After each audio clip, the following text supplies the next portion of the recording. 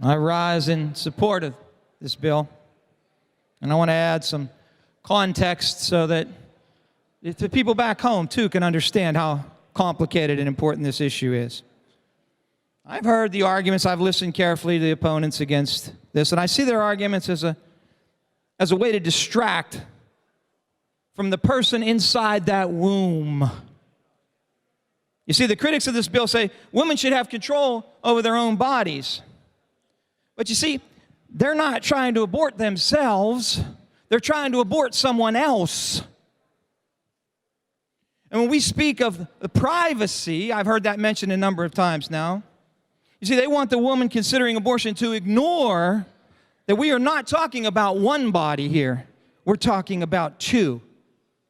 You see, because her body doesn't have two heads and four hands and 4 feet and 2 beating hearts and 2 distinct DNA. No, there's another person in there that's under her protection. We talk about risk of health to the mother. What about the certain death to the woman inside that womb? There's over half of these babies are women. This legislation addresses a key moral issue in our society. You know, our founder, William Penn, he told us that a nation is not great by virtue of its wealth, but by the wealth of its virtue. And virtue just means moral excellence. And I say that dismembering and killing a baby is not moral excellence. See, people back home know our society is upside down today in so many ways, but this issue presents quite a stark contrast. We've come to the point in our culture where it's illegal to dismember an unborn bald eagle, but not an unborn child. That's upside down to many of the people where I come from.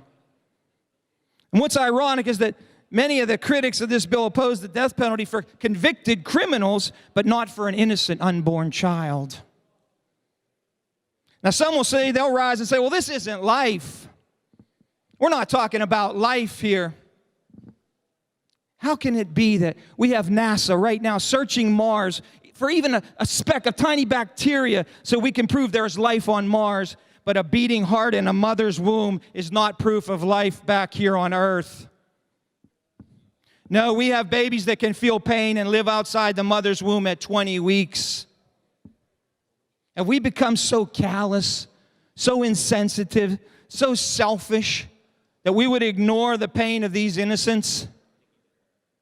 No, we want to protect these vulnerable lives. You know, I saw on the television at our universities, we have protesters running around clamoring for a safe place today. Where's the safe place for our children, for these children? You know, as a society, we do everything to protect the rights of the children after they're born. But in this case, as they say, the most dangerous place for a child in America today happens to be in the mother's womb.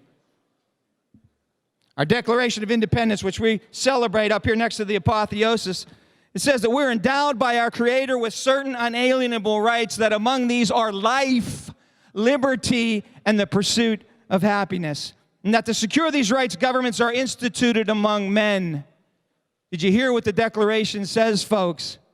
Our very government was instituted to protect life and to protect our rights.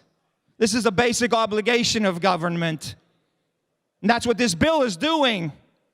It's speaking for a life that has no advocate.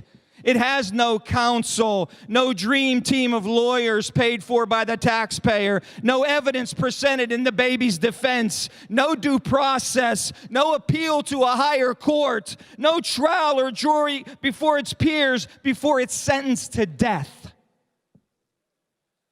You know, growing up, I was taught Scripture, and recorded in the book of Jeremiah, I learned that God told the prophet Jeremiah, before I formed you in your mother's womb, I knew you. And you know, growing up, I could never understand how you could know and love someone before they were born. And as I grew older and anticipated my first grandchild, Young and we discovered we already loved her. And we had great plans and blessings for her. And now we will tell our granddaughter how much we loved her before she was ever born. Yes, you see, children are not a blob of goo, my colleagues, but a person with a divine destiny. You know, William Penn's quote encircles the rotunda here. If you haven't read it recently, you should go out and take a look at it. It says, there may be room for such a holy experiment. My God will make this colony the seed of a nation. How can we be the seed of a nation when we destroy that seed in a mother's womb? This is a good bill.